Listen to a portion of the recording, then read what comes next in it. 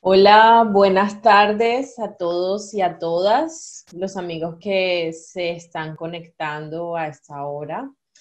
Saludos a Camilo Salas, a Joana Barraza, a Lauren Ortiz, a Liani Cobo, a Melissa Cardona, a María Tavares y a todos los que van entrando puntuales para dar inicio a este segundo encuentro, a este segundo taller del primer ciclo de talleres de Aluvión. De verdad que estamos muy contentas de estar aquí, de poder compartir este espacio con ustedes. En esta segunda sesión vamos también a estar concentrados alrededor del poemario de Joana Barraza Tafur, que se llama Sembrenísperos en la tumba de mi padre, que ella publicó el año pasado. Esta sesión va a tener una dinámica un tanto distinta, porque en la primera estuvimos haciendo un ejercicio o varios ejercicios concretos de lectura crítica, todos enfocados alrededor de nuestra aproximación al texto. En esta segunda sesión queremos tener una dinámica un poco diferente porque vamos a estar dialogando con la poeta, vamos a estar dialogando con Joana Barraza. Nosotras preparamos unas preguntas que creemos que son una buena provocación para tener un diálogo ameno en este taller y también recogimos varias de las preguntas que ustedes muy amablemente nos enviaron como respuesta a la encuesta que mandamos la semana pasada después del taller para retroalimentar.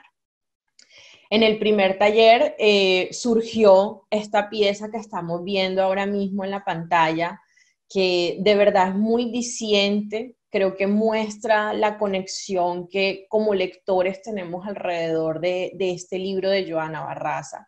Ahí vemos en el centro esa palabra desgarrador, desgarrador, que creo que describe muy bien lo que es este libro de Sembreníferos en la tumba de mi padre. Cuando nosotras como equipo estábamos tratando de elegir qué obra íbamos a trabajar, con qué libros íbamos a empezar, definitivamente cuando llegamos a este tuvimos una conexión inmediata porque es muy confrontador, muy doloroso y muy limpiamente escrito. Creo que eso se refleja en esta imagen que estamos viendo, en palabras como sincero, transparente, impactante, contundente, fuerza, abrumador.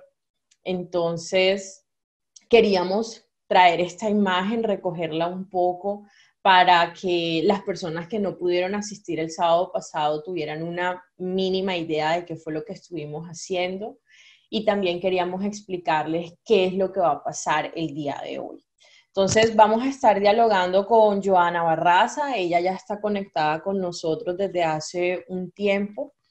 Va a haber momentos de lectura de poemas por parte de ella, también va a haber momentos de diálogo respondiendo a las preguntas que entre todos fuimos construyendo, incluyéndolos a ustedes. Y luego hacia el final de la sesión vamos a abrir los micrófonos y las cámaras para que ustedes puedan participar activamente, puedan dialogar con ella y puedan preguntarle lo que le quieran preguntar. Y pues obviamente confiamos en que va a ser un diálogo muy productivo, muy enriquecedor, que los va a poder acercar aún más a la obra de Joana. Voy a pasar a presentarla brevemente para aquellos que quieren saber más de ella, de dónde salió esta chica increíblemente talentosa. Joana Barraza Tafur nació en Barranquilla, Colombia, en 1995. En el 2017 llegó a Buenos Aires, ciudad en la que estudia filosofía y edición y desde donde ella está conectada actualmente. Realizó talleres de escritura en la Universidad del Norte y taller de poesía con Natalia Litvinova. Tiene formación en fotografía, captura para narrar las costumbres del Caribe, las mujeres sin feminismo y la nueva niñez. Sembrenísperos en la tumba de mi padre es su primer libro, ganador del portafolio de estímulos Germán Vargas Cantillo, para el desarrollo artístico y cultural en el distrito de Barranquilla 2019. Ese es un breve perfil de Joana Barraza.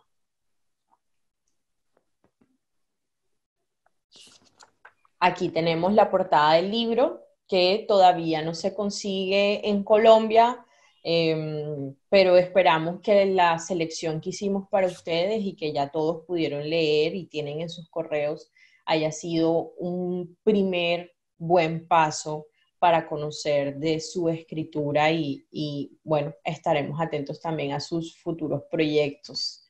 En el video que les pasamos, ahí está un pequeño avance de qué es eso otro con lo que ella va a salir más adelante.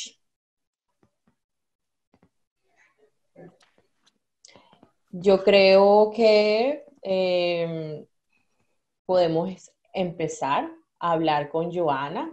Ella puede empezar abriendo su cámara y apareciendo ante nosotros. Hola, hola chicas, hola a todos, gracias por conectarse. Hola, Bueno, nada, Joana. muy feliz de estar acá. Es súper loco, nerviosa a pesar de la virtualidad. Pero bueno, nada, les agradezco mucho por conectarse, por la recepción que le han dado al Lubión, al libro y bueno, sin más, voy a leer un par de poemas. ¿Me escuchan bien ahí? Se te escucha perfecto. Ok. Hoy voy a leer mis favoritos. No siempre puedo hacer eso, así que hoy me voy a dar ese gusto. Mi padre regalaba a los canarios con mañas, mientras que a los mejores los llevaba a competir a la iglesia de la Santa Cruz. Nunca presencié una competencia de trino. No es un lugar para niñas, pero me las relataba. La inscripción se paga pasando por la mesa del supervisor de pájaros, quien le asignará un número. Compiten más de 100.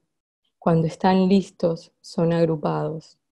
Uno reta al otro y empieza la batalla de las plumas. Los canarios cantan desde sus jaulas como si fuera su último día. Hay 4 jurados por ronda, encargados de contar los trinos. Por cada 3 seguidos, algo así como tri, tri, tri, marcan un punto a favor, con un collar de bolitas de colores. Gana el que más acumule al final de una batalla de 3 minutos. Alrededor corren las apuestas. Aficionados alientan a las criaturas y los dueños presionan al jurado. El negocio, esto lo repetía fervorosamente, no está en la competencia, sino en los pajareros que asisten, dispuestos a pagar lo que sea por los mejores del día.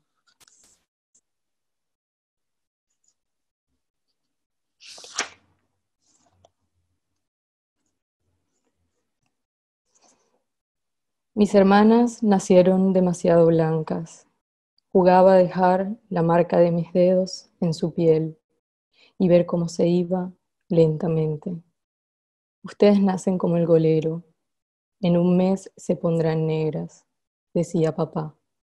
Como prueba, mamá me señalaba la nariz de la bebé y el color de sus genitales. Voy a leer uno más.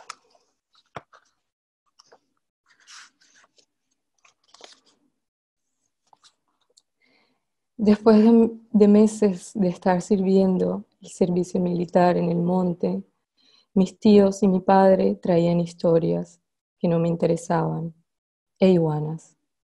Les gustaba comer a los machos por ser más grandes, a mí a las hembras por tener huevos. Pasábamos toda la tarde quitándoles la piel. Cuando la primera estuvo lista, me subí a un banco para ver cómo se retorcía en el agua hirviente. Nos miramos con fijeza y sentí su agonía. Está viva, pero ellos afirman que no. Soy una asesina, pensé.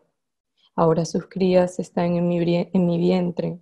Las acuno como si fuera su madre.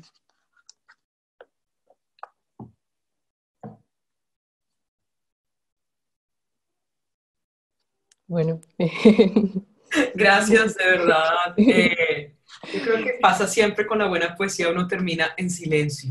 sí, sí. Es como, yo creo que esos es de los síntomas cuando uno siente que un poema ha funcionado. Para mí, al menos como escucha, es cuando tengo que quedarme en silencio porque no sé qué sigue. Pero bueno, empecemos por lo que sigue. Y después de estos poemas, pues básicamente lo que estamos haciendo ahora es pues escuchándote, pero también recordando cómo te estuvieron leyendo la semana anterior.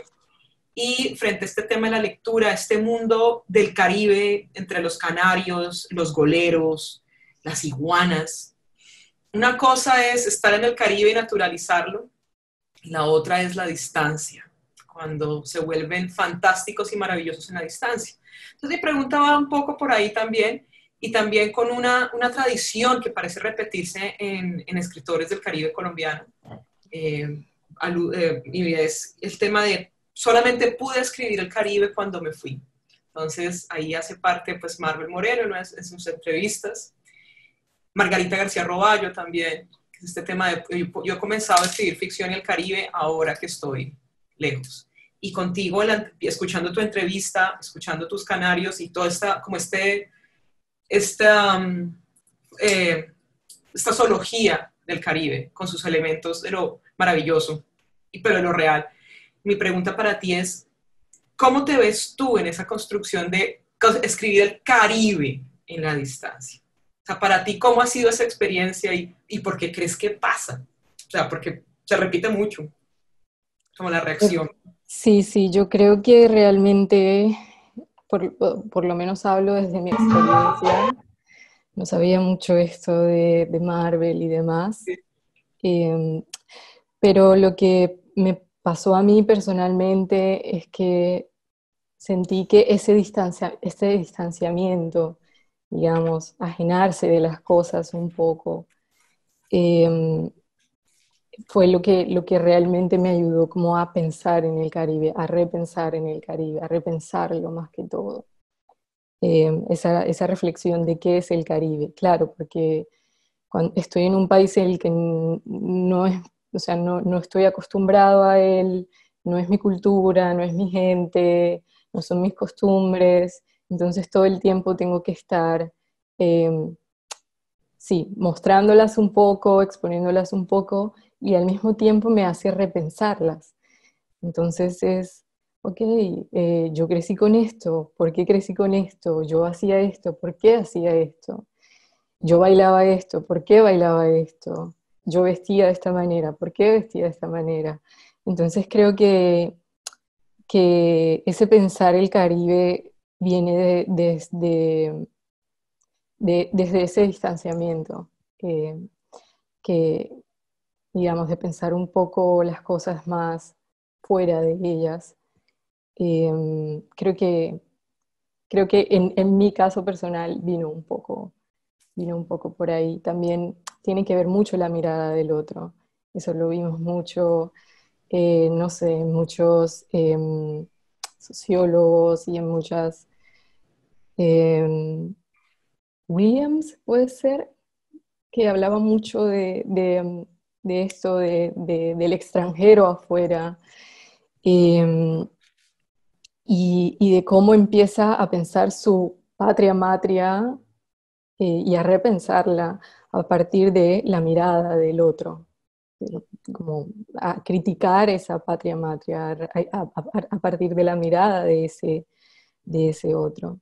Y también eso es un poco lo que me pasaba a mí, como verme a mí, ver a mi Caribe, ver de hecho a mi familia, ver mis costumbres eh, a través de la mirada de otras. Hay muchas cosas que en esa distancia me pasaban, claro, el Caribe, pues, a mí- amo mi ciudad, amo mi región, eh, y si bien como la adoro, también he sufrido mucho ahí. Entonces, cuando estoy acá en ese proceso de distanciamiento es como, también una manera de reconciliarme con ciertas cosas, el repensar sobre ese Caribe, saber que fui muy feliz ahí también, pero que sufrí mucho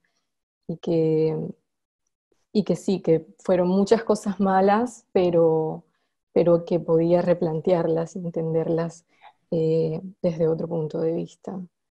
Y pues lo mismo pasó con la escritura, o sea, no solo con procesos personales, desde todo el tema social y todo el tema de justicia con el asesinato de mi padre, sino también yo como mujer afrodescendiente, y también con mi escritura. Entonces creo que todo está muy, como muy unido, y es un mismo hilo, y está todo muy, sí, junto y compactado. Entonces creo que no puedo separar mi escritura de esa reflexión de yo como mujer y yo como caribeña con cierta experiencia del Caribe. Entonces, si ahora le corresponde, estamos intercalando, ahora Tawny tiene para ti a otra Listo. pregunta.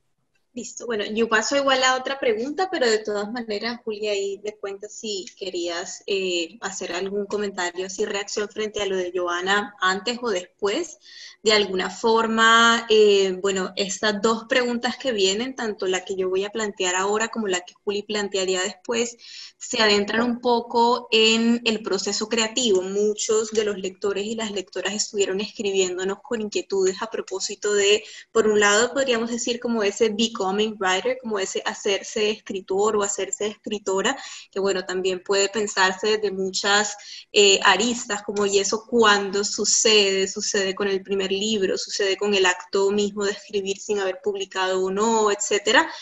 Bueno, como muchas preguntas a propósito de esto, y que además es quizás frecuente que surjan en ciertos comienzos de una trayectoria. Pero entonces, la pregunta puntual en este momento sería algo que ha sido una inquietud, también parece frecuente, y son como esas relaciones entre ciertas nociones, entre comillas, de realidad y los procesos prácticamente inevitables de ficcionalización que se dan.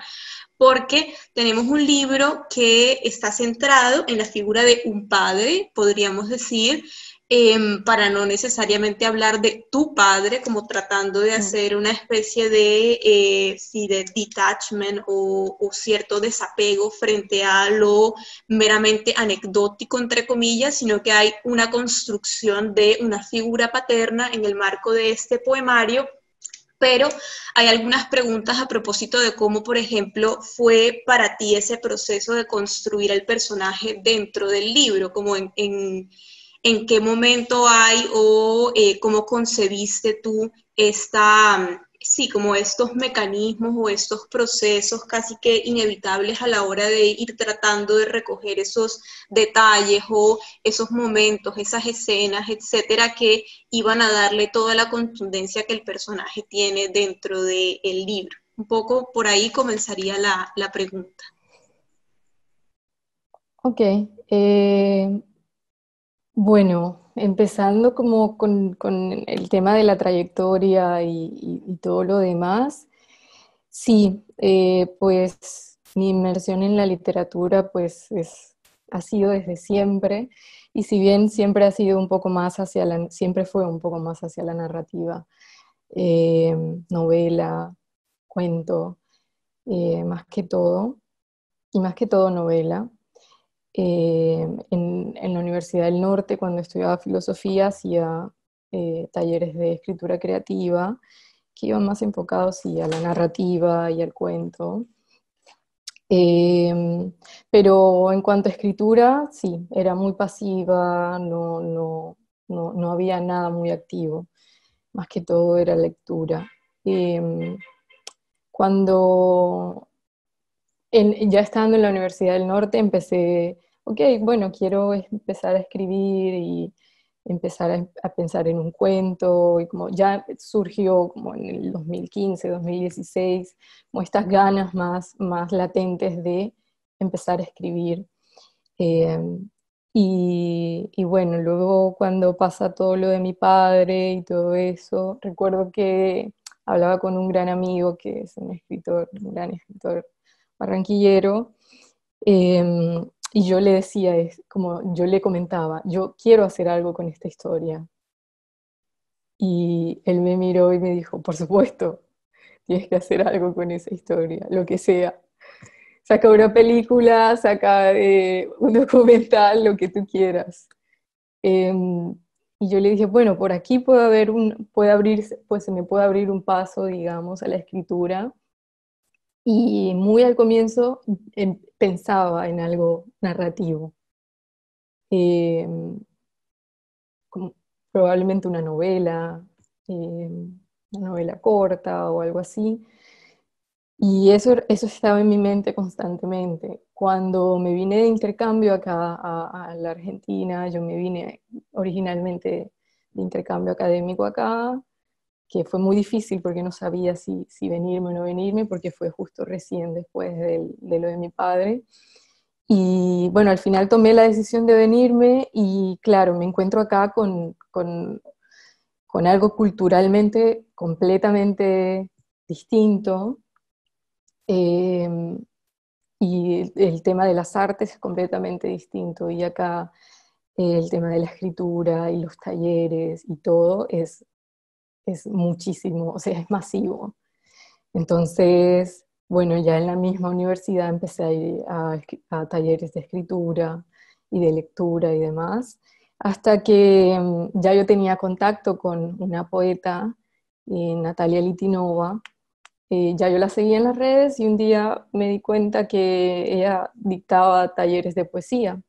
Entonces, bueno, le escribí, le dije que yo venía pensando, sí, en escribir sobre ciertas cosas y de bajar muchas ideas, eh, y que ya había decidido hacerlo, no importa si fuera en prosa, verso o como viniera.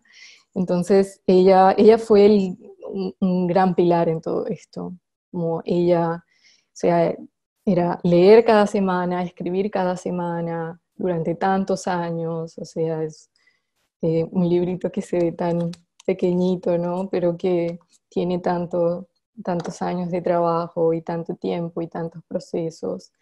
Entonces, ahí fue que realmente empezó, y también no tenía ninguna idea de libro propiamente, sino como de escribir y escribir y escribir, y empezaron, y pues nada, ella como más que todo ya yo tenía también, ya yo leía poesía también bastante, y ella más que todo fue aportando a estas cosas un poco técnicas y bueno, como empezar a profundizar más en el campo de la poesía propiamente. Y bueno, ella es mi maestra, mi editora, todo hoy en día.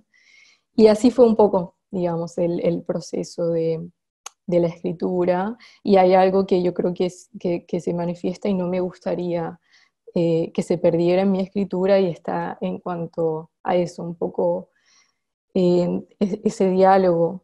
Yo no considero que la poesía esté en un polo y como la narración y lo narrativo en otro. Es como, a ver, soy una nueva generación y eso para mí no existe. eh, y lo narrativo puede ser poético y lo poético puede ser narrativo, y creo que en mi caso eso es completamente visible. Y también me gusta tener, eh, velo mucho también porque mis poemas gocen de una oralidad. Yo creo que en el Caribe también, yo no puedo separarme de esos cantos en los pueblos, de las trovas y de todas estas cosas. Em, y una vez alguien en una lectura de poesía me dijo como, ¿sabes qué siento? Que estos son cantos, como si siento como a las lavanderas en un río, como si estuvieran cantando y contando historias, y también obvio de pesares y de cosas. Entonces, creo que es un poco, que no sé si respondí, pero bueno, ahí. Em, Eso es un poco en cuanto a mi escritura. Pero Sí, es yo un creo que hermoso comentario, sí. ¿no? Un hermoso comentario el que te hicieron. Sí, sí. No, y yo creo que además ya allí hay como una anticipación para las próximas preguntas a propósito de estas relaciones entre prosa y narrativa y precisamente lo líquido, podríamos decir, o lo poroso, que esto se empieza a tornar a partir de muchas reflexiones contemporáneas. Yo quisiera pues hacer una especie de pregunta-reacción a partir de la respuesta de Giovanna, pero podemos dejarla para después para por lo pronto ir allí como siguiendo más o menos el orden de los puntos que queríamos abordar. Entonces, Juli retomará la palabra y entonces también allí te pregunta algo y quizás luego, en mi próxima intervención, entonces continuamos un poco a propósito de esto de la prosa y la narrativa. Sí. Entonces, pero me corresponde, digo, yo creo que los lectores, yo creo que los cánones o las influencias de los lectores como lectores y su ejercicio creativo viene de sus obsesiones personales.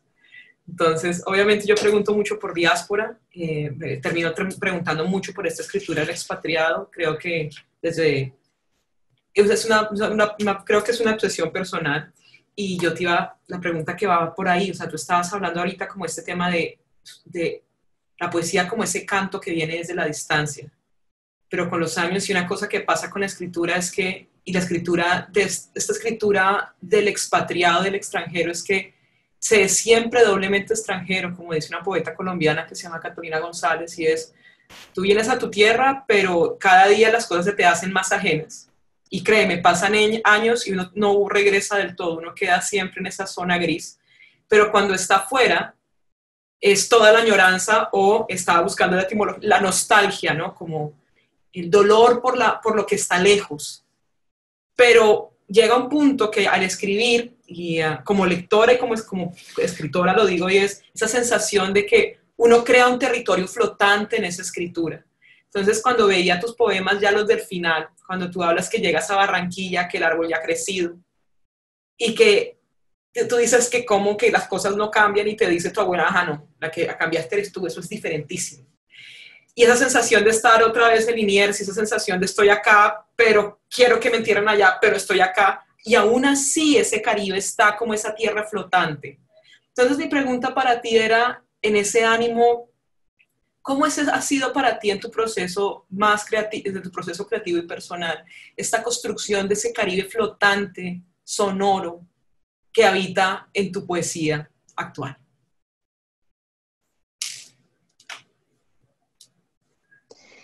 Sí, sí, yo creo que eso es un vaivén, eso va y viene, em, y tanto en lo personal como en la escritura. Em, y sí, sí, sí, creo que realmente uno al final construye un tercer mundo para uno, una isla, como tú propiamente lo has dicho. Em, y sí, efectivamente, creo que eso es un poco lo que quise decir en uno de los poemas al final. ¿Sabes? No, como estoy entre esta tierra y la otra. Entonces no soy propiamente de acá y cuando voy allá ya no me siento tan de allá. Como tú has dicho, todo ha cambiado. Eh, entonces yo creo que ahí entra un poco eh, el juego en mi escritura, por lo menos, con el pasado y la melancolía, porque realmente me es muy difícil, digamos, de hablar del Caribe del que es ahora. Y muchas veces me pasa cuando estoy en talleres y en conferencias, digamos, de feminismo negro y demás. Y es que a veces sí puedo un poco aportar y demás, pero realmente no estoy ahí, no estoy en contacto, no estoy como en ese día a día. Entonces, a menos que alguien me lo transmita, no sé muy bien, digamos, qué está pasando, qué está aconteciendo, por más que lea, por más que investigue, no es el estar ahí, digamos. Entonces creo que en mi escritura pasa un poco lo mismo, entonces creo que eso, en cuanto a mi escritura, empiezo a crear una isla de lo que es el Caribe para mí y de lo que ha sido el Caribe para mí. Entonces, Creo que esa isla se construye en cuanto a eso, pero por supuesto que no dejo de ir y venir. Hay días que lo odio, hay días que lo amo, hay días que lo extraño, hay días que digo no vuelvo más. Em, y creo que todos los procesos y como todos esos procesos en cuanto a la escritura em, son muy lindos. Hay días en los que sí quiero escribir sobre la danza y sobre las costumbres de las mujeres fritangueras de mi familia.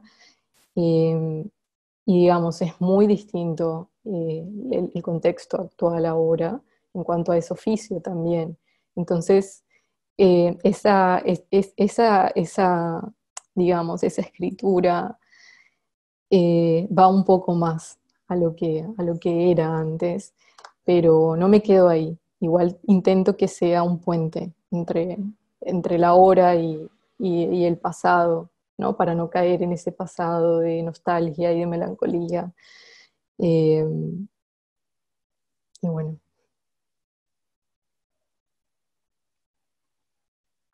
Creo que yo habitualmente con los años guardo silencio, porque siento en ocasiones que probablemente en una semana va a tener algo más que decir, pero de verdad, muchas gracias. Y es porque, o sea, podríamos seguir conversando sobre esto, pero sé que con el silencio me tomaré mis días para digerirlo y pensarlo también como lectora a la hora de estar contigo cuando te leva.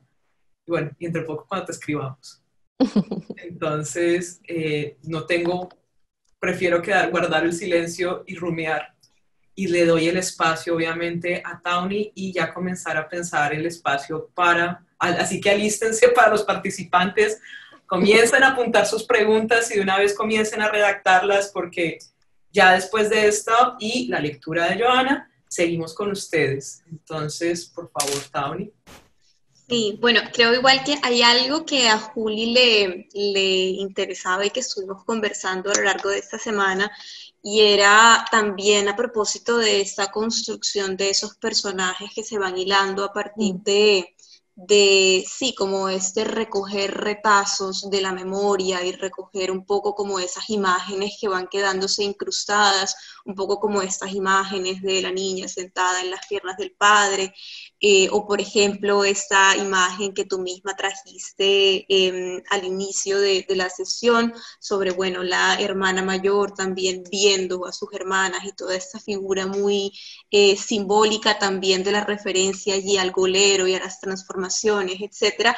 Hay algo que en el libro es muy interesante y es un poco como cierta repartición un poco de roles en la familia que se construye en el poemario, y que también me pareció, bueno, que fue una coincidencia porque Johanna escogió ella misma los poemas que quería leer y que aprovechó, bueno, dice ella, para leer sus favoritos.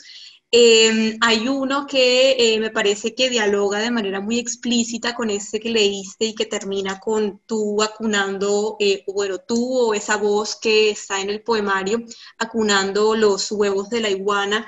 Y es este poema en el que dice la voz que se van desapareciendo los hombres en la familia, por ejemplo, y hay unas demarcaciones muy interesantes en términos de esas funciones o esos roles que cada quien va ejerciendo en la familia. Entonces, quería, bueno, un poco preguntarte y que de alguna forma esto es como un codito de la pregunta de Juli sobre esa reconstrucción de la memoria, y ahora no solamente de la memoria caribe, por así decirlo, sino de la memoria familiar de esta autora o de este personaje que se construye en el libro. ¿Cómo fue también ese proceso de ir delineando estos personajes? Y a mí me parece interesante también preguntar un poco por la figura de la madre, porque creo que hay varios poemas, alrededor de 3, en los que aparecen unas irrupciones muy interesantes de este personaje, aun cuando en general el poemario está centrado en la figura del padre. Entonces, bueno, quisiera así como hacer ese codito y luego sí paso a hacer la última pregunta. Sí, en cuanto a los personajes, Realmente cuando empecé como a ya soltar pluma, como diríamos, se iban tejiendo el uno con el otro, digamos, eh, y con roles muy específicos y con roles muy determinados. Eh, sí, como ya los hombres en cuanto a lo militar, en cuanto al sostén de casa, las abuelas, la madre, un poco más ligado a esto del hogar y todas estas cosas, que quizás yo vuelvo y digo, no me había planteado antes o no había reflexionado sobre eso antes, sino cuando me alejo de eso y empiezo como a hacer esta construcción, eh, digamos, y realmente lo hice muy inconsciente, ¿no? Después me di cuenta cómo todo iba tejiéndose, cómo iba esa madre tejiendo un hilo que tenía un mismo rol que, que la abuela, y que el padre también era una figura masculina sí, muy típica del Caribe y que también estaba relacionada con esos tíos. Y como, entonces, creo que, creo que en cuanto a eso, como en cuanto un poco como a los personajes y demás, y a los roles, y en cuanto a esa madre que aparece, tenía muchos poemas más sobre esa madre, pero claro, era un poco eso, como mi idea al final fue que solo entreapareciera y digamos, no vislumbrara mucho más, pero por supuesto eh, en algún momento es una madre con una voz potente, o una madre que decae, se debilita y luego recobra fuerzas y así, eh, y que, y que sí, y que es un personaje muy interesante y que creo que también muestra mucho de una imagen de una mujer del Caribe colombiano, ¿no? Como dedicada a su hogar, a sus hijos y demás. Y algo que no planeé completamente, digamos, pero claro, esos poemas quedó esa voz de esa madre latiendo y no es la primera vez que me preguntan. Hay como en muchos lugares que me han invitado acá, les han llamado, y más desde las lecturas feministas, les ha llamado mucho la atención esa imagen y esa voz de la madre. Y es como, ¿por qué no pusiste más? ¿Qué pasó ahí?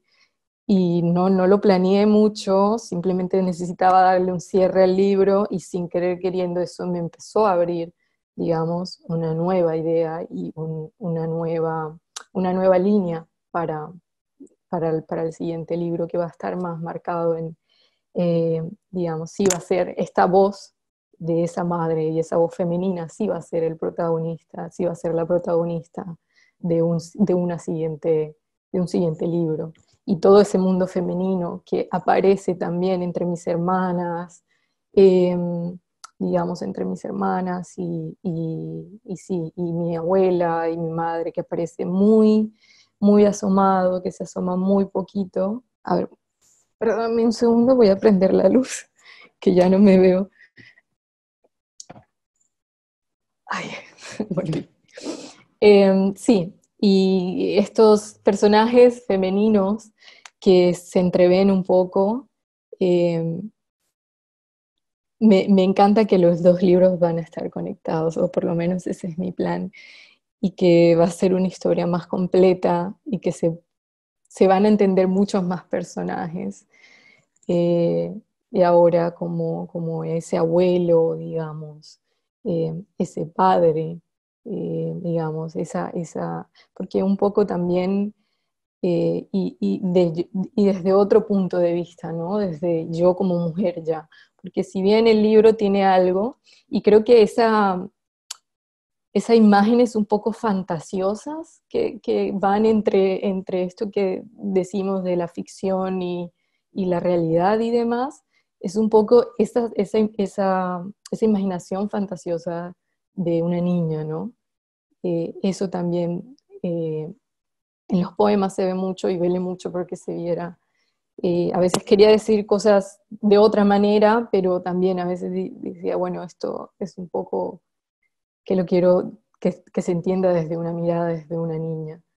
Entonces, eh, eso un poco. No, a veces no logro retener tantas ideas de los punteos de la pregunta, así que si tienes que recordarme algo, recuérdamelo y sigo por otro camino. No, no, yo creo que está perfecto. Y de todas maneras hay algo muy lindo allí como en esa relación también intergeneracional, por ejemplo, a propósito del padre que critica al abuelo, pero también como ese anhelo de subversión de la voz de la hija frente a la madre, etcétera. Entonces se van tejiendo unas relaciones muy interesantes allí entre los personajes y de alguna forma a propósito de esta construcción, esta última pregunta sería justamente, o en principio la habíamos pensado como esta relación o cómo percibías tú esas relaciones entre poesía y narrativa en tu obra, precisamente porque ya antes, bueno, nos habías contado también sobre tus experiencias con la narrativa, etcétera, y con este poemario sucede una cosa muy particular y también, bueno, muy contemporánea, podríamos decir, y no solamente es que cada poema traza una línea narrativa en sí mismo, sino que, y lo digo también así como invitación y un poco por picar a los lectores que desafortunadamente no tienen el libro en Colombia, pero esperamos que pronto lo tengan y verán eso, y es que parece que el poemario es un círculo perfecto, es decir, los poemas y la colocación de los mismos están trazando una clara línea narrativa, además magistralmente, me parece a mí, en la composición. Entonces, bueno, queríamos preguntarte un poco por estas relaciones y de alguna forma también por esa construcción del mundo íntimo a partir de la poesía. Como esta noción también de lo íntimo que, bueno, a mí me ha estado rondando mucho en la cabeza en las últimas semanas a partir de una conferencia de Carmen Elisa Escobar, esta psicoanalista de Barranquilla, que recientemente dio una conferencia sobre esta noción de lo íntimo, y quedó resonando en mí como esta idea también a partir del ejercicio que hicimos la sesión pasada, en donde la mayoría de los lectores, o la palabra al menos que el sistema más resaltó, fue esto de una escritura íntima o una escritura de lo íntimo. Entonces, bueno, un poco allí como eso de lo íntimo entre la prosa y la poesía. Y creo que por último, así como bonus, no sé si nos cuentas sobre el epígrafe. A mí me parece muy diciente ese epígrafe, y no solo el epígrafe con la relación específica a María Mercedes Carranza y a ese poema de María Mercedes Carranza, sino además cuál es la cita particular que se escoge, porque no se escogen, digamos, como esos versos más explícitos de ese hombre sabe que va a morir hoy, sino es la agonía. Son los versos de la agonía. Entonces, bueno, así como esas cositas, lo íntimo, la prosa y la poesía y el epígrafe.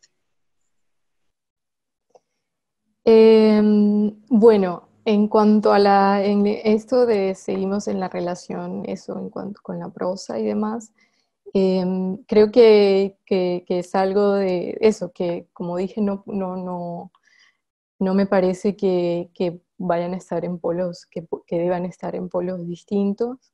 En cuanto a mi proceso de creación y de escritura, era muy loco porque, bueno, soy muy ordenada, entonces tenía muy claro sobre qué poema, o sea, sobre qué quería escribir sobre ciertos poemas, o sea, a qué iban ciertos poemas. Entonces, por eso creo que eso va un poco a lo que dices del orden, ¿no? Como que ahí mismo se fue desarrollando un orden, como que mi orden fue muy desde el comienzo.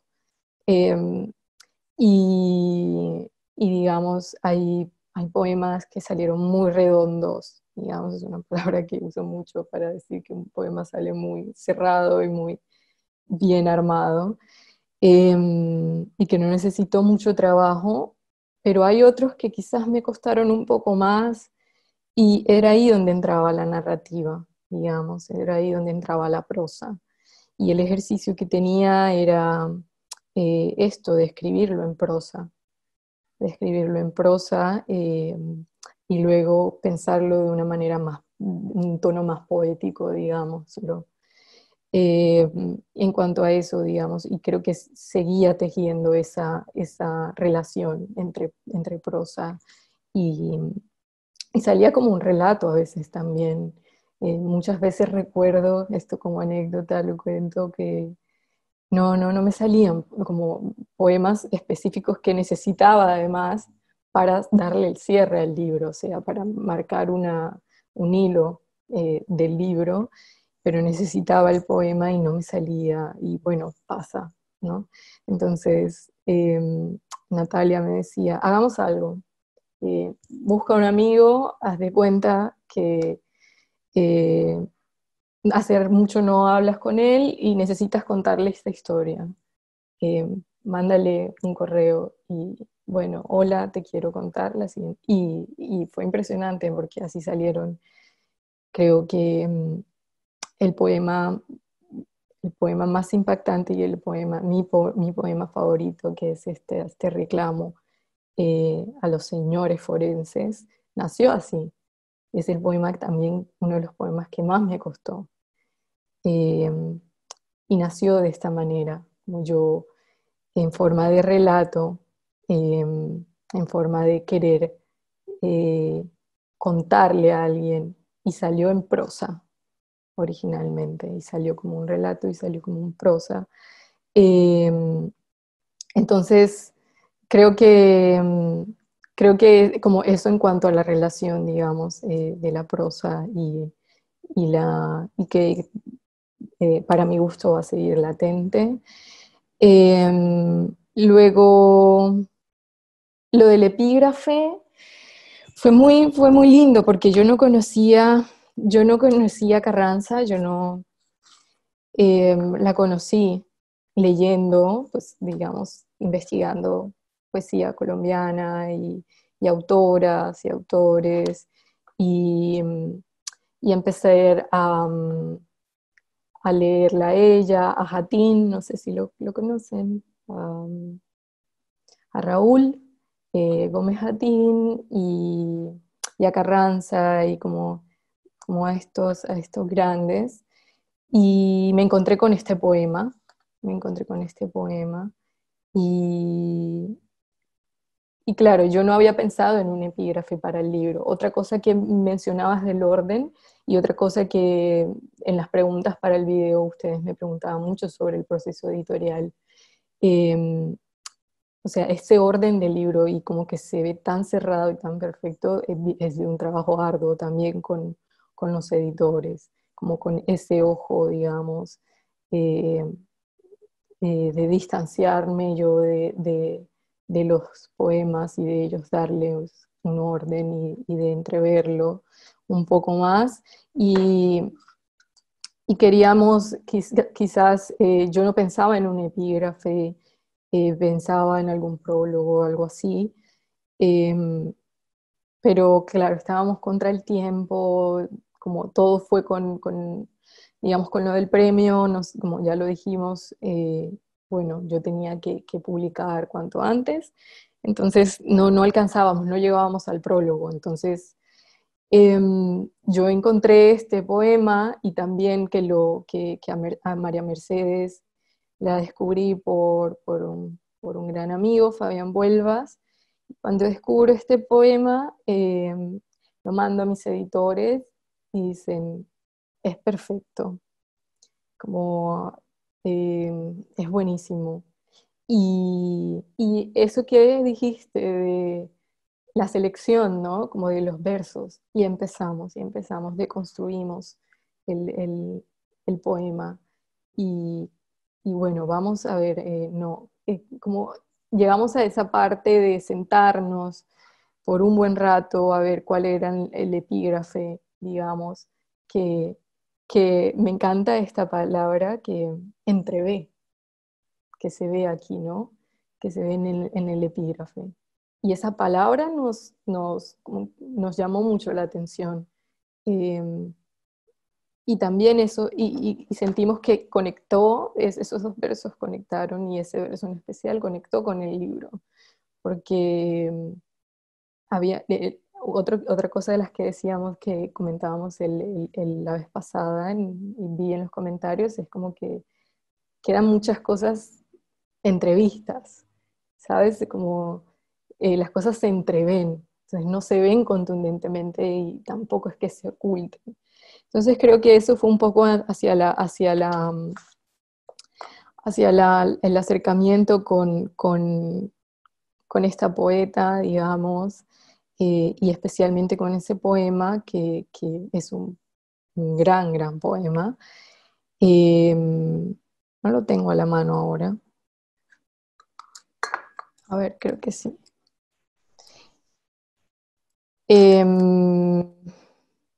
A ver, quiero, si me permiten.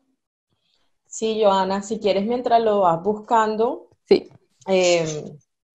Me llama mucho la atención que en el primer taller creo que una palabra que rondó mucho fue el silencio, y en este diálogo contigo también tuvo mucha presencia la ausencia que luego funciona como un motor de creación, ¿no? Entonces, silencio, ausencia, y terminamos con este develar y este entrever Exacto. que hay en la poesía. Yo creo que si ya lo encontraste, podrías leerlo, Sí. y para darle la palabra al público y poder conversar con ellos esta última media hora, ¿no? Y que Sí. no nos quedemos cortas en escucharlos a ellos también. Sí. Ay, ¿quieres leer todo el poema de María Mercedes? Me gustaría. Sí, listo. 18 de agosto de 1989. Así se llama el poema. A Pilar Tafur y Daniel Samper, como si estuviéramos en Utande, poco después de aquel viernes. 18 de agosto de 1989. Vi estallar en los cielos el relámpago, el nombre que divide la tarde, las resacas airadas, el alba como un pueblo de palomas borradas, y acaso vi en todo esto lo que cree ver el hombre. Esto es un epígrafe del poema de Rimbaud. Este hombre va a morir. Hoy es el último día de sus años. Amanece tras los cerros un sol frío. El amanecer nunca más alumbrará su carne. Como siempre, entre sus cuatro paredes, desayuna, conversa, viste su traje, no piensa en el pasado, aún liviano y todo víspera, en los gestos, hechos y palabras de su vida, que mañana serán distintos, en el bronce y en los himnos, porque este hombre no sabe que hoy va a morir. En su corazón de piedra, el asesino afila los cuchillos. Este hombre va a morir, hoy es la última mañana de sus horas. Por sus ojos de fría carne azul solo pasan idiomas y horizontes para ciertas cosas que los otros sueñan. La urgencia del pan y de la sal, la flor abierta del abrazo, la sangre, invisible y contenida en su caracol de venas. Ahora conversa por teléfono, escribe un discurso. En el libro de apuntes lo atropellan con letra afanada y resbalosa, los nombres y las citas de ese día, porque este hombre no sabe que va a morir. El asesino esconde de cara siempre para que el sol no le escupa sus gargajos de fuego. Este hombre va a morir. Hoy es el último mediodía de sus años, con la frente en el abismo sin saberlo. Estrecha manos, almuerza, pregunta la hora. Sus pasos, que ha dirigido otras veces al amor y a asuntos más rutinarios como el olvido o la toalla azul después del baño, que lo han llevado a conocer la gloria en la algarabía elemental de las multitudes. Sus pasos pueden ser contados ya, porque este hombre camina hacia la muerte. El asesino, humores de memoria, y el de alacrán, heces de ahorcado, sangre de Satán. Este hombre va a morir. Hoy es la última tarde de sus días. Se prepara sin saberlo para el ritual, con la voz fingida en la memoria, que casi oye ya entre las caras como olas, repasa las palabras de la arenga, pan y verde, lagos de luz, verde y labios. Frente al espejo, rehace el nudo de la corbata, cepilla otra vez sus dientes y con los dedos recorre las alas amarillas del bigote. Entonces las banderas y las manos y las voces, la lluvia roja del papel picado, la hora y el minuto y el segundo. El asesino danza la danza de la muerte. Un paso adelante, una bala al corazón. Un paso atrás, una bala en el estómago. Cae el cuerpo, cae la sangre, caen los sueños. ¿Acaso este hombre entrevé como en duermevela que se ha desviado el curso de sus días? Los azares, las batallas, las páginas que no fueron. ¿Acaso en un horizonte imposible recuerda una cara o voz o música? Todas las lenguas de la tierra maldicen al asesino. Muchas gracias por leerlo. Es Extenso, pero valía la pena. precioso. Sí. Entonces, bueno, después de esto creo que ya damos apertura a las preguntas del público. Muchas gracias de todas formas hasta ahora, Joana y Juli y Fari. No sé si hay alguien que quiera levantar la mano o que quiera comentar algo. Sí, creo que Camilo Salas.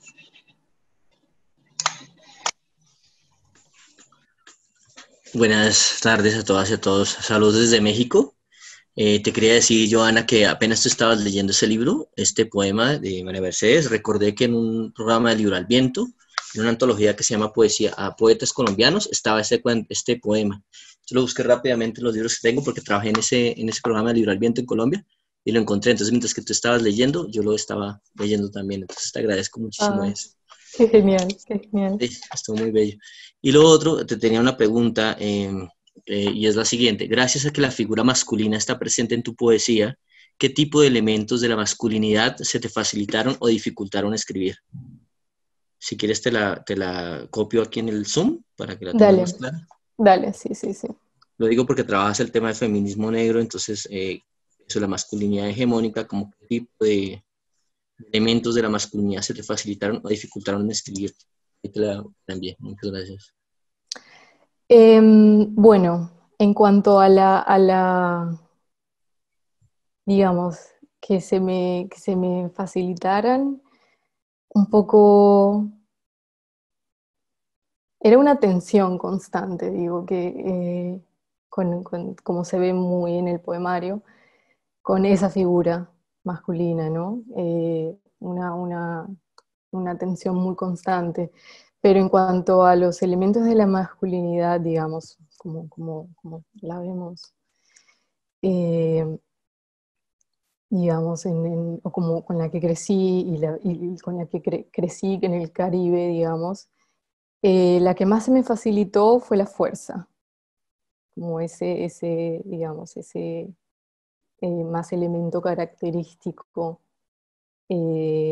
en cuanto a esa masculinidad, ya en cuanto a esa figura protectora, eh, digamos un poco. Y luego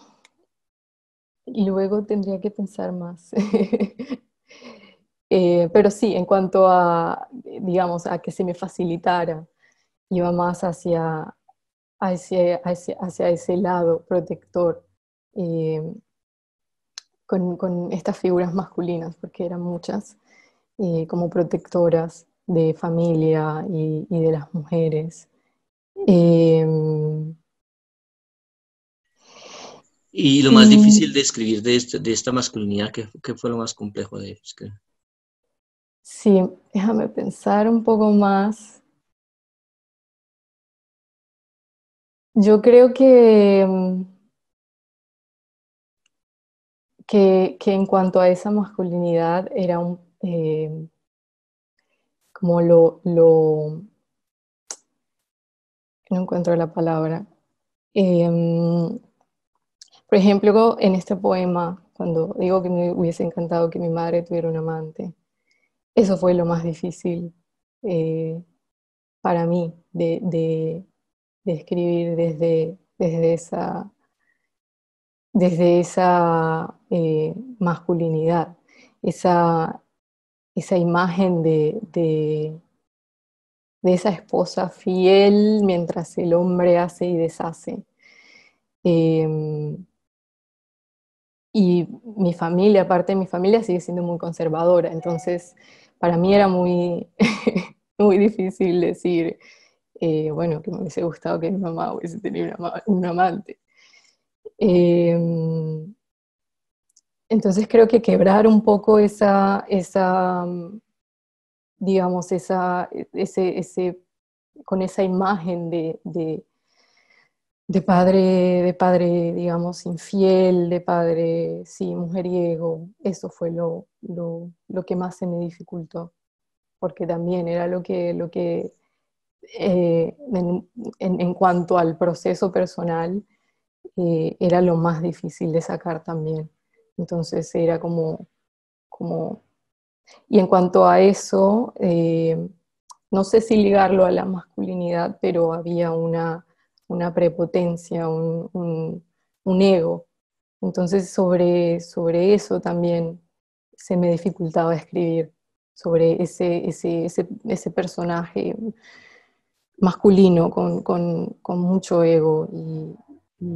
Y sí, creo que no sé si respondí tu respuesta, pero gracias, como que no me lo había planteado. Entonces estoy aquí pensando mientras te voy respondiendo. Gracias.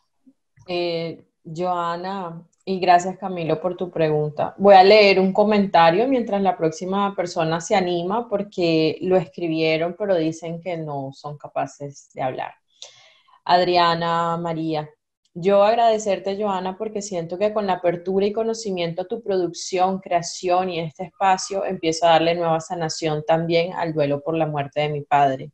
La literatura salva y qué buen puente aquí se ha creado para sanar, para volver sobre la poesía y la literatura, en general sobre las artes como vínculo y vehículo sanador o que lo que lleva a la pregunta del estar siendo.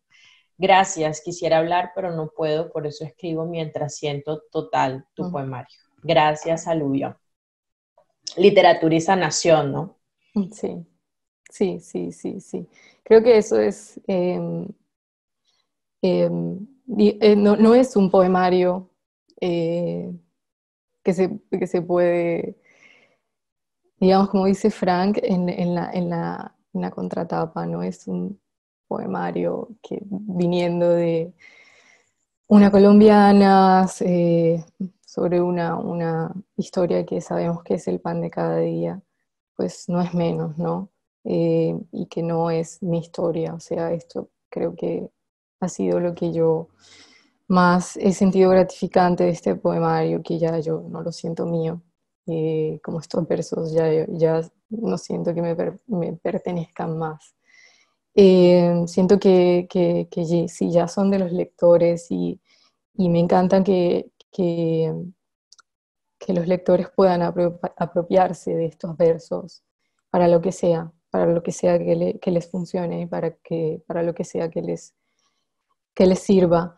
Y sigo pensando en la pregunta de Camilo también, si bien fue como, eh, como esa fuerza física, cuando digo fuerza me refería un poco en cuanto a fuerza física también, eh, pero también tuve que deconstruir eso. Entonces también fue difícil escribir sobre la fuerza como tal, eh, porque por lo menos a mí me educaron, o sea, me educaron, me educó una familia militar, me educaron hombres militares, entonces eh, hombres y mujeres tienen que ser fuertes, las mujeres deben ser fuertes, tienen que tener mucha fuerza, o sea, y física y fuerza en general.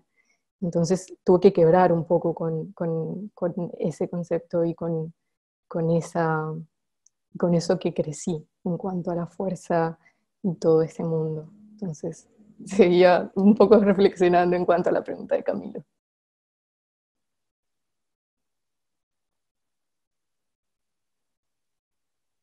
Hay otra pregunta por acá de Tania Ganitsky. Entonces, por favor, Tania. Hola, Hola. a mí también me da mucha pena. Pero bueno, pues primero gracias por organizar este espacio, está increíble.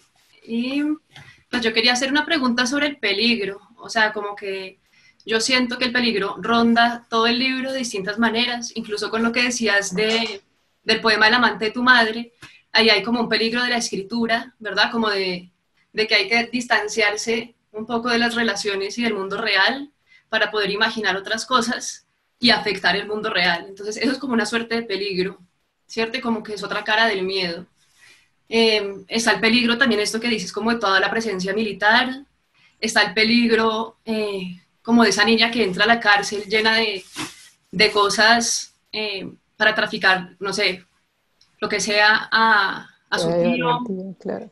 El peligro de saber un nombre, de decir un nombre, en el poema este del megáfono. Y eso, como la relación tal vez entre el peligro de la violencia, el peligro de la escritura, el peligro como de la mujer en ese contexto.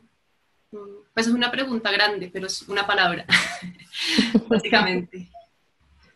Sí, yo creo que eso también un poco que se veía en los comentarios de la sesión pasada, no sé si se acuerdan, yo no sé quién dijo como esa, hizo esa anotación y que me pareció muy certera, y era eso, que hay poemas, y en el poemario en general se ve como un límite, como como que a veces si hubiese creado una barrera o algo así, creo que fue que leí. Y yo creo que eso pues no fue a propósito, se dio así en cuanto a eso que me estás planteando ahora, en cuanto al peligro, digamos.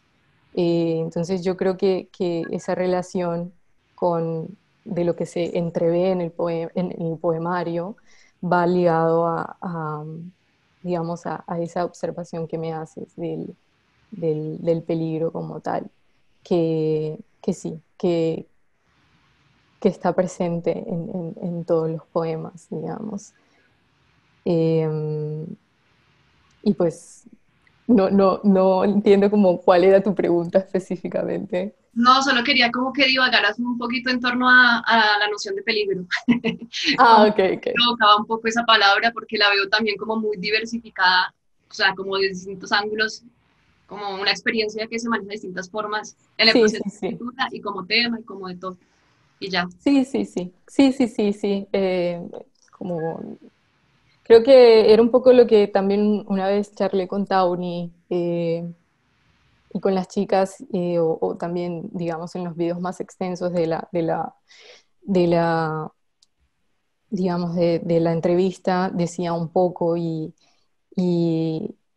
está esa noción por todas partes, porque además eh, es un barrio peligroso, soy mujer en un barrio peligroso, eh, con una familia militar, con mujer negra, o sea, como que esa noción ha estado muy presente. Entonces, o por cuestiones familiares o por cuestiones personales, ha estado muy presente, digamos, en, en- en- en la vida, en mi historia familiar, entonces creo que no, no podía estar desligado en mi escritura. Eh, entonces sí, creo que está muy presente esa palabra, y que eso es ese tema del peligro y de peligro slash miedo, también a veces es lo lo que da ese tono a veces del poemario, un poco que no revela completamente todo. Eh, Uno, no siento que haya necesidad, y dos, siento que es más entrevelar, ¿no? que revelar. Entonces, pero también, ese entrevelar viene de una decisión que realmente es el peligro, digamos, y el miedo, lo que, lo que lo origina. Entonces, a veces leía como muy valiente y muy todo, pero como yo aún sigo teniendo miedo y sigo sintiendo ciertos peligros, porque no es una situación muy, digamos, no es una situación para nada sencilla, es muy complicada en todos los términos. Entonces, ya creo que con todo lo que escribí ya es bastante. Eh, entonces, sí, no sé si respondí un poco Sí, re bien, gracias. a ¿No? ti. Creo que quería o estaba levantando la mano María Tavares.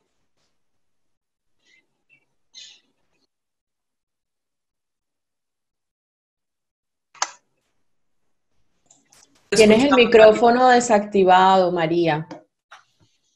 Qué bueno, que muchas gracias, que sí, da mucha pena hablar, pero también a propósito de eso, del tema del peligro y tal, a mí me impresionó mucho del libro la construcción del amor, ¿no? Cómo la niña construye el amor. En ese peligro, digamos, está pues el amor. Entonces, cuando también este señor o este muchacho preguntaba sobre las dificultades en la mirada de la masculinidad, digamos, ¿no? Porque yo sentí claramente a la niña en el poemario, ¿cierto? A esta niña y a cualquier niña, a muchas Sí, niñas, a ¿no? muchas. Y cómo la niña aprende a amar al padre, ¿cierto? Y ese amor está construido por una fascinación, o sea, hay erotización en esa mirada, hay una fuerza, hay una admiración, y una gran fascinación, pero la niña es consciente al mismo tiempo de lo Sí, amenazante que es ese padre, de cómo sí. ese mismo ser puede realmente matarla, o sea, puede hacerle daño. Y tú lo dejas entrever, digamos, Mm, tal vez en el primer poema uno queda estremecido, o sea, como hay algo ahí. Y luego todo lo que, entonces esa construcción del amor es muy compleja, ¿no? Y yo creo que esa es una construcción muy colombiana, mm. creo que mucho más que colombiana, y que tiene que ver mucho con toda lo ponía en el patriarcado y toda la No, sí, construcción, con toda la digamos, mujer. sobre cómo las mujeres amamos a unos seres que además son amenaza también, ¿no? Son el peligro de la propia vida. Es esa dualidad. Y me parece que la niña aprendió muy rápido a callar. Y se Sí. siente que la niña calla, ¿no? La niña dice, sigue fascinada, pero ella usa el silencio. Me parece que luego todo eso se extiende al mundo social, ¿no? Y que todo lo masculino está cargado de eso, el policía, los que juegan en tan, los que apuestan, el mismo tío, la cárcel, y las mujeres ahí, todas callan. O sea, que el silencio que aparece en el poema de que no está tu mamá o que no están las madres, es que las mujeres todas hemos aprendido a estar en silencio para como sobrevivir. Entonces, esa construcción de amor, de amar lo que a uno, y también pensaba, yo decía en estos días, tal vez por eso también las mujeres a tantas les cascan, y es tan difícil para uno muchas veces discernir entre que esos golpes no son amor, ¿no? En esa construcción como tan compleja. Es como eso lo que... Y me llamó también, quiero preguntarte, sobre cuando dices, al principio dices, a Jarvis Daniel, recuerdo vivo de mi padre. Me gustaría que me contaras quién es ese muchacho y en qué medida es. Mi hermano, es mi hermanito. Tiene 9 años, es Ajá. un personaje y realmente esa dedicatoria se me vino un día, ya sabía que el libro se lo iba a dedicar a él, y aquí quiero como contar. En cuanto a eso, mi construcción un poco de este libro en cuanto a la figura del padre siempre fue pensada hacia él, Okay. hacia de que él tuviera una, digamos, siempre fui muy consciente, él no va a recordar muchas cosas de su padre. Entonces, esa dedicatoria pues es 100% así, y sí, él es un él es mini Harvey, mi papá también se llamaba Harvey. Y, y es físicamente igual, y también como sacó impresionantemente como todas estas cuestiones que nos recuerdan a nuestro padre, digamos, y es el único, o sea, todas somos mujeres y él es el único nene. Entonces, pues sí, esto es, digamos, el libro es un poco, quise dejarle una memoria más que todo a él. Yo lo leí con él, el libro, cuando fui a Colombia, y fue muy interesante ver sus reacciones. Y eso, ahí te empiezo como a comentar un poco más sobre lo que dijiste al comienzo, y también fue muy interesante en cuanto a esto que dices. Para mí, cuando llegábamos al final del libro, yo decía, bueno, va a llegar el momento en que voy a tener que leerle Maté a mi padre cientos de veces, ¿no? Como que... y en cuanto a, y creo que está relacionado un poco a esto que hablabas de esto, de la figura del padre y de cómo amaba a ese padre. Y claro, como toda esa erotización y esa idealización, digamos, de ese padre. Yo creo que está al comienzo del libro porque se ve que está en una niñez, y luego empieza eso, como empieza otra relación y otra tensión, como a cuestionar más las cosas, mal padre, mal marido, como todas estas cosas más, digamos, a ser más consciente de ciertas cosas. Eh, y a eso, a ser consciente de, del daño que podría representar, bueno, y de no callar más. Ese cuando ya empezó al final del libro, todas estas cosas que digo de mi abuelo, mal padre, mal marido, como todas estas cosas, y de mi padre, de que sí, lo odiaba muchas veces y quería que se muriera y todas estas cosas, dudé mucho si ponerlas, y dije, no, no me las voy a callar porque me las callé mucho tiempo, ¿sabes? Entonces, si ya dije que lo amo, también voy a decir que lo odié mucho, por muchas cosas, y que las callé. Y por eso también mi mamá dice, y encima me metes a mí en el poema, me dijo mi mamá. Entonces yo, bueno, no puede salir, no era yo sola, como... y dialogar de esto con mi mamá también fue muy interesante, porque, ¿sabes? Porque, claro, era su marido, y ese amor-odio que ella sentía por él también. Entonces, era un poco, y también lo que yo sentí mucho, por lo menos en mi familia, y por lo menos siento que también no sé, en mi barrio, y un poco en Barranquilla, y como de los muertos no se habla mal, y los muertos son buenos, y a los muertos solo se les quiere. Entonces yo, cuando mi mamá obviamente no sabía que bueno, venían ciertas partes así un poco fuertes, que a ella le podían parecer fuertes, y yo le advertí un poco antes y le dije, em, como si mi hermano va a saber lo bueno, si voy a hablar de lo bueno de mi padre, de toda de cómo lo veía como mi héroe, también voy a hablar de lo malo, digamos. Entonces, y de todo lo que me callé. Eh, Me callé en cuanto con él, le callé a él, y se cayó en la familia también. Entonces creo que eso es un poco a lo que decías al comienzo. Y yo creo que es un riesgo que todo escritor debe correr a la hora de Sí, trabajar con autoficción, con lo sí, por supuesto. autobiográfico, ¿no? Este miedo también a la exposición de personas cercanas, pero pues obviamente la creación debe ganar, ¿no? Y tenías que decir lo que tenías que decir y callaste lo que debiste callar, ¿no?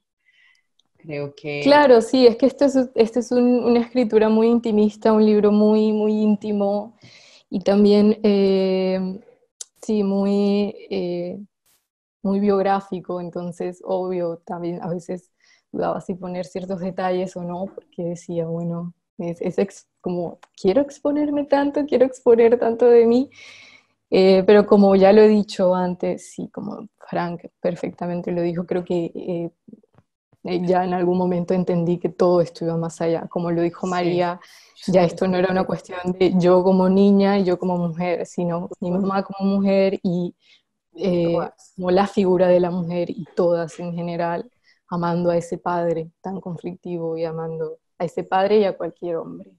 no, y el libro además no sería buenísimo si no superara lo meramente personal y anecdótico, y Sí. de eso no nos queda duda que trascendió.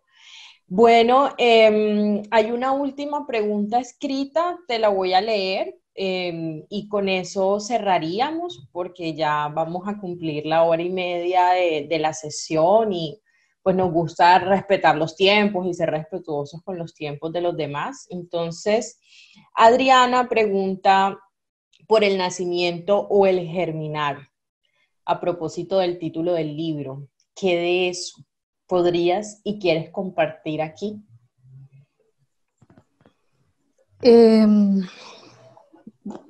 Bueno, otro dato, ya que bueno, ya estamos hablando acá, pues tiremos todos los chismes del libro y todas las cosas que no sé, que están ocultas en cuanto a edición, en cuanto a experiencia como tal.